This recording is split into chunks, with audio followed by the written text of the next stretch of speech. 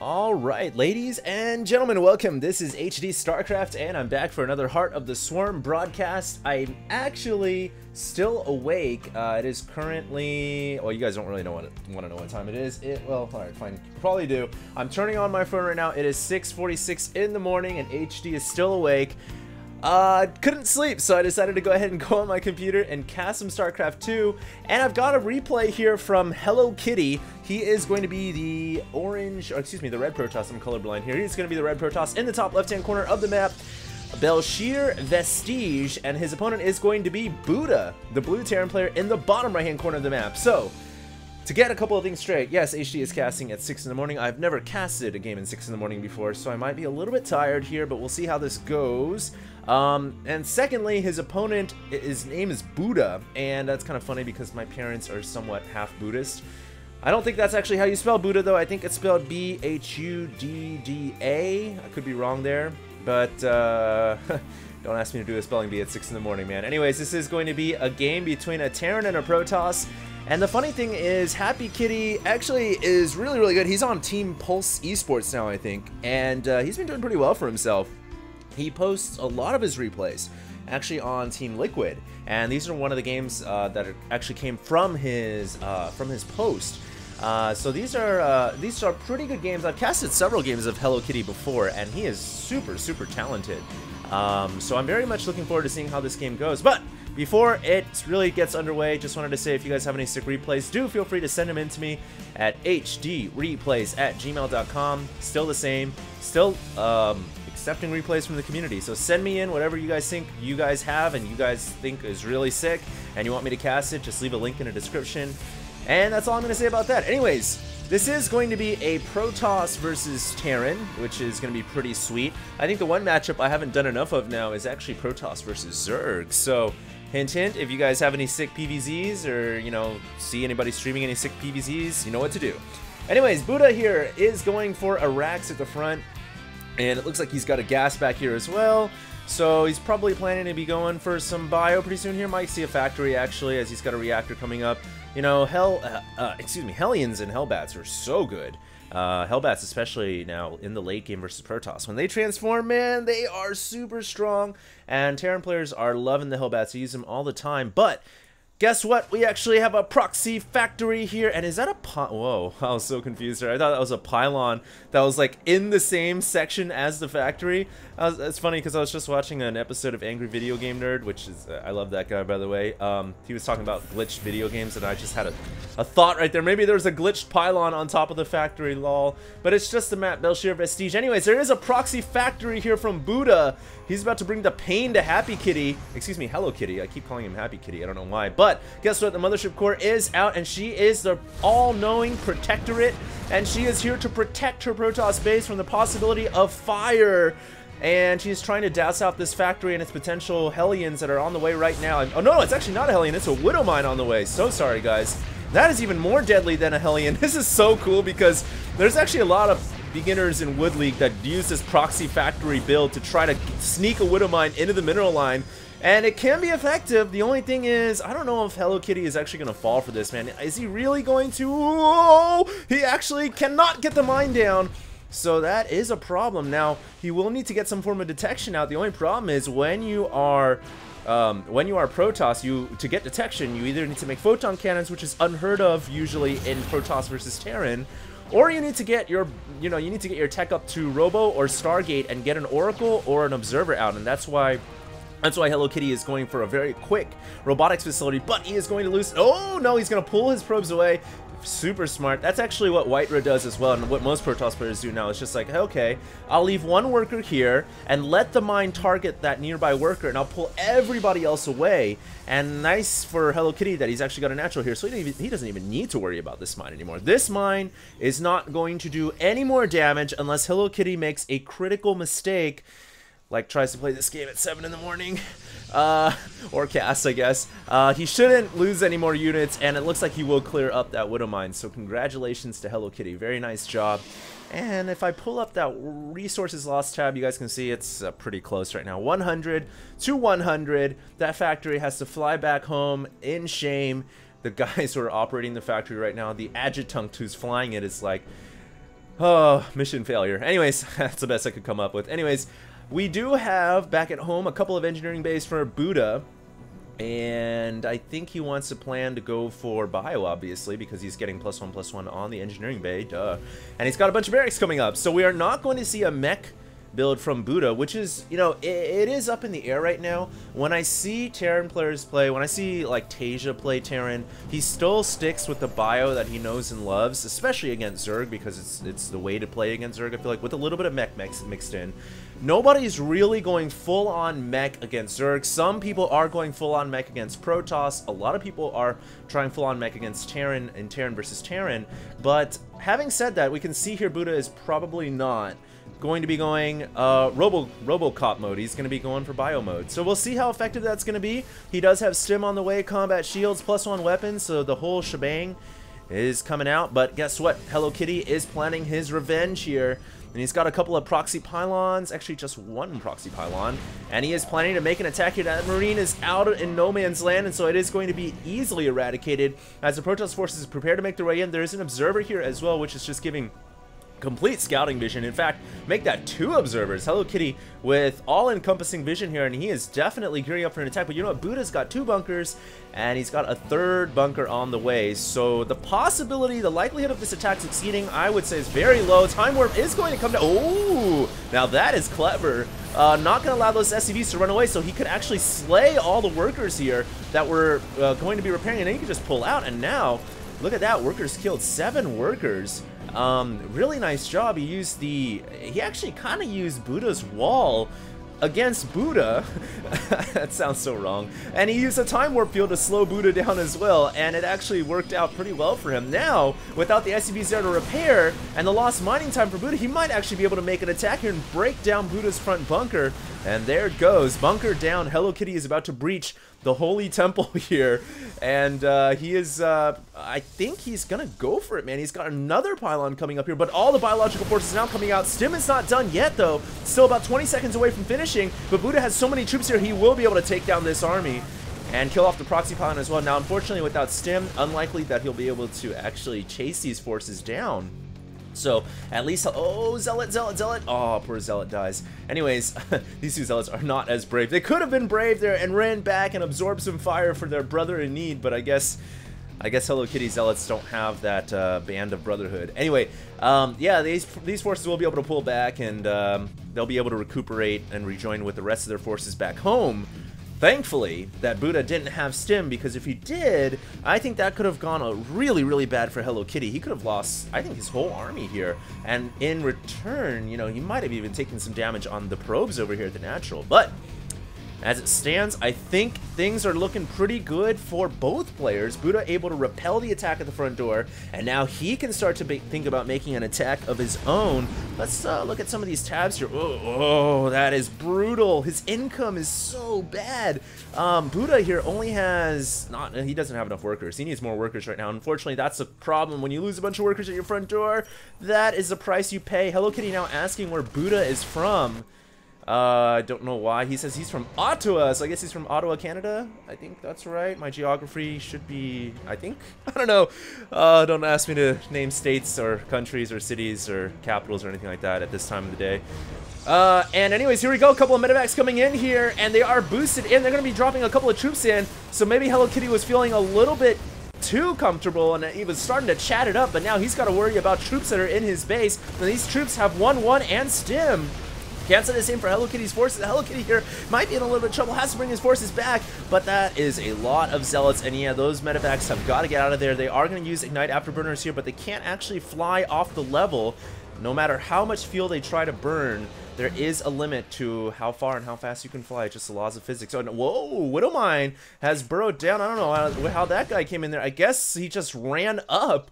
What a brave mind, scouting the front door here for the Terran army. And now here comes the troops. Oh my god, HelloKitty could lose the Nexus here at the front door. That would not be good. And now Overcharge has been used, but the troops are all focused firing here. And the Nexus is going to go down. Whoa, HelloKitty almost saved it, I felt like, for a second there. Maybe Buda pulling out just a second too soon, but he did turn around and fire it and finish it off. So what a great job. And once again, he is dropping in the main base, but this time the medevacs are cleaned up. So the 2 medevacs go down and the troops at the front door are killed off as well. Now, it makes things very interesting because remember, Buda was so far behind in economy, but I think by the act of killing off this Nexus, he's essentially evened things up. And this game now is anybody's game to take. I honestly felt like if Buda hadn't pulled off some type of big play, he probably wouldn't be in the game anymore, because HelloKitty is really good at playing Protoss and winning, as you guys can see from the games that I've casted of him before. You know, he's a beast. He's raw, man. So it's a good thing that Buda was able to kill off that Nexus. And look at this, man. He is expanding like he needs money. And yeah, everybody needs money. So he's double expanding right now, which is so smart, because the Protoss has to rebuild this Nexus at the natural. He has to make another Nexus as well. And even if these 2 Nexi go up and they don't die, the Terran player is still going to have an extra base over the Protoss. So Buda, I think, could actually win this game against HelloKitty. And you can see here that HelloKitty is not chatting anymore. The chat box has been clear for some time. He is focused right now on winning this game. In fact, let's look at the APM here. He's spitting out about 33% more actions, I guess you could say. If that really does matter, it really doesn't. Observer is going to die, though. He thought he could hide in the trees, but he is not Tarzan. And Force Field's going to go down here. Oh, look at that! Pro Medevac saving that Marauder, only to be slayed by the Immortal. Wow, I thought he was actually going to survive there, but hey, at least the brothers are going to get their revenge, killing off that Immortal, and now going to try to get out of harm's way. There is a Time Warp field there, so they have to be careful. And if they go down here, they will see the Nexus. They already know about it, so that's good for Buda. He brings in reinforcements as well, and he's going to catch all the sentries. All the sentries going down there. No sentries means no Guardian Shields or Force Fields. Immortal going to get picked off as well, and oh no. HelloKitty, though, does have a lot of Zealots here still, and I think he has just enough to push away Buda's forces, but reinforcements continue to arrive, and Buda can continue to make this assault at this, I don't know what this is, the area between the 3rd and the natural, I guess is the best way to describe it. And yeah, man, he's got troops in these 2 medevacs that are originally retreated, and he's got continual reinforcements streaming in here. This is just so good from Buda. Attacking multiple locations and putting on the pressure. Sorry guys, I know I always put the production tab off for some reason. I will try to leave it on. I do tend to forget sometimes. But it is on now, and here comes this medevac coming around the back of the natural. And these Marauders are hungry for more pro blood. And they are going to get that pro blood. Look at that. A couple probes going down. It is now 20 workers. 20 probes have gone down compared to only 11 SCVs. So if you guys are wondering, has Buda been able to get back the number of workers that he originally lost at the front door to that attack? Yes, he's gotten that back, and then some. He is, oh, that medevac gets the afterburners on just in the nick of time. Wow, that pilot must be so glad. Anyway, she is going to get out of there safe with her cargo. Twilight Council is researching charge. And so Buda did fly by and see the Twilight Council researching something, but he doesn't actually know if that is a research for Blink or Charge, but I think you can infer from the fact that HelloKitty has so many Zealots already on the field that it's probably for Charge. I'm saying Buda can probably infer that, because he hasn't really seen too many Stalkers this game as of yet. Let's check the upgrades real quick. 2-2 for the Terran Army, 2-2 for the Protoss, so things are pretty close, with 3-3 actually on the way for both players. We have a double Ghost Academy coming. Huh. That's not something you see every day, unless the Terran's trying to go for nuclear missiles, because, I mean, this is like building two, yeah, it's like building 2 Ghost Academies, and if you build 2 Ghost Academies, you gotta go for a nuclear missile. There's no reason to get the double upgrade. So I think Buda might be planning to go for a nuclear arsenal here, which is obviously one of the scariest things that a Terran can do, you know, irradiate the entire land with nuclear waste. That's not something that Protoss like, as they are pretty much environmentalists. But yeah, here comes, oh wow, and this is HelloKitty's response to the nuclear missiles that I think are coming, and HelloKitty doesn't actually know that that 2 Ghost Academies are coming, but he is going for a Dark Shrine regardless. So he's going for, you know, the nasty Protoss dirtiness that they can do as well in the late game, which is DTs, and he was able to actually deflect these 3 medevacs. Those poor medevacs are not going to be able to do much. They will have to go home, and figure out what to do with their lives. But yeah, man, 2 Ghost Academies that are both researching Mobius Reactor and Cloak. Okay, now that's fine. You would expect that because both of those upgrades are pretty essential. But after this, I'm expecting to see nuclear missiles being researched. I mean, if he doesn't get nukes, then I don't know what I don't know what Buda's thinking. But yeah, I think he is gonna go for nuclear missiles. And you know, so far pretty Wings-esque style of play from both these players. Not too much hot stuff, except in the early game when we saw those Widow Mines. But hey, we do have double Colossus being produced. That's a double Colossus out of the 2 robotics facilities. Double Colossus across the sky. And yeah, man, HelloKitty is going to be going for Colossus, which is obviously very smart. They're great against, you know, everything. So that's good to go ahead and go for Colossus. And yes, my prediction is right. Nuclear missiles are being made right now. Now, the question is, does HelloKitty actually see this? I don't know. He doesn't. So he doesn't have vision. He is going to try to send an observer in here, but the observer does not want to run across his army. It's just too risky. Most good Terran players are able to sniff it out by just dropping, you know, a scan or something like that. And speaking of scan, we might just need a scan pretty soon here for the Terran player Buda, because there's a Dark Templar coming in. And no scan, no EMP, no nothing, no supply depot being raised. Oh, critical mistakes here. The DT is just going to walk right into the main base, and it is going to see the double Ghost Academy. And from there, HelloKitty will then know, all right, I know you're going nukes now. I mean, why else would you have 2 Ghost Academies? And now, the nuke is being launched. Holy moly, I didn't even know. So Buda trying to get the secret nuclear missile off, but both players are trying to go for silent assassin missions. Another nuclear missile is coming. Put the 2 cloaked units next to each other. They can't see each other still, but the nuke is going to come down. Unfortunately, all the probes have run away. Unfortunate for Buda. Pray as he might, he is not going to get any probe kills from that nuclear missile, but he will be able to burn up the trees and whatnot. And uh-oh, Cloak has ran out. The Dark Templar is laughing. It's like, ha ha ha. That's why you gotta be Protoss. We have infinite Cloak. We don't rely on energy. Anyways, that was pretty funny stuff. And look at this Dark Templar. It is actually trying to assassinate this orbital command. But the orbital command, this is the one thing Terran players have over Protoss. Alright, they're one technological advancement over the most technologically advanced race in the galaxy, or in the known galaxy of Starcraft at least, is they can fly their building. They can lift their buildings up. You'd think Protoss would be able to research something like that, or learn something like that, but no, they never have, unfortunately. Anyways, pretty funny stuff, but the orbital command should survive if an SCV can come over there and repair. But both players actually were trying to go for their cloaked equivalents of assassinating each other, the Dark Templar and the Ghost.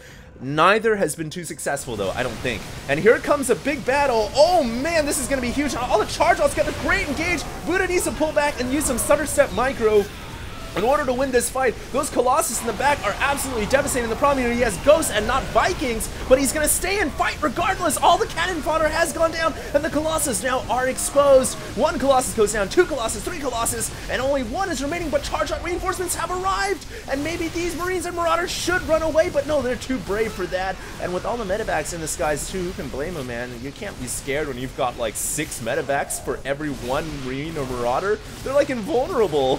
So they're just going to stay here and fight. They could actually, they don't even think they need to really micro anymore. Well, maybe the Marine did, but not the Marauders. They could actually just stay and fight. I don't know what Buda's, you know, doing all that shabazz for. And he needs to bring his medevacs over the Marauder, actually, to keep it alive, but unfortunately no one ever told him to do that. And so I guess the Protoss wins the fight. So HelloKitty does take that victory. Let's look at some of these tabs here. Very close resources lost. 4 base Protoss to 4 base Terran. So yes, it is a pretty close game between these 2 guys. I really couldn't call it one way or the other, except that HelloKitty is continuing to rack up the kills with that Dark Templar, which is... Where the hell did he go? I swear there was a DT right here. I guess he died to that Marauder shot or something? I'm so confused. I thought there was a DT right there. I don't know, but that DT apparently decided to disappear, and Buda now coming over to the right-hand side is going to be able to take out some more forces as he's got more Marines and Marauders on the field. 2 more Colossus coming out. It's funny that neither player is really relying on their cloaked shenanigans anymore. I guess HelloKitty's still kind of making DTs, but we don't really see any more nuclear missiles being made, is what I'm trying to get at for Buda. But Buda is going to make an attack here. Now, I don't know about this attack. This is probably ill-advised. There's just, oh, no, the storm. The perfect storm! And Buda not paying attention, not microing, and now being surrounded by all these charge rods. Uh-oh. We can see a big discrepancy here for Buda's supply. I think he might have just A-moved that army in and just did not pay attention. Maybe these DTs were distracting him or something, because now he is in a lot of trouble. In fact, if HelloKitty wants to, you could just make an attack and I don't know, probably take out a couple of bases at the very least. Buda is not macroing. I mean, he just doesn't have the money to macro, surprisingly. He's down on money. He has no minerals at all. Interesting. I don't know what happened to Buda. His SCVs are very low as well. Let's look at the workers loss tab. Obviously, HelloKitty has killed twice as many SCVs as he's lost probes, but nevertheless, I thought Buda was within a fighting chance of HelloKitty, but now we can see that the supply differential has doubled for the Protoss player, and now I think if HelloKitty wants to move in, he could probably just raffle stomp Buda. I don't know how Buda could survive. So yeah, interesting game. It was pretty heated until that very last battle over here when Buda decided to just throw away his whole army.